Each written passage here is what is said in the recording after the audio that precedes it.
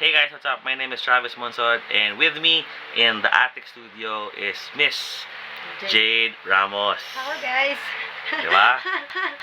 Nag-visit here sa house, checking out the studio, how everything is recorded. I'm showing her the camera. I'm using the Canon M3, of course, mirrorless, and I'm using a new wide sensor that I borrowed from my brother. He's actually using a non-mirrorless camera, so I had to get the adapter, and that's what we're using now. Plus, I'm also doing a sound check for the Rode boom microphone that's on the left side of the screen. As you can see, it's a wider screen, and if you hear a lot of air, there's a fan from the back.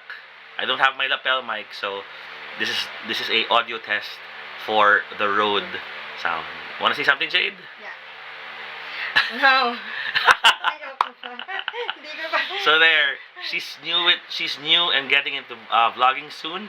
So I'm teaching her some of the quick tips and tricks for getting shots like these. Actually, I have a small LED light, a Godox light here, which I put here. And of course the ring lights over there.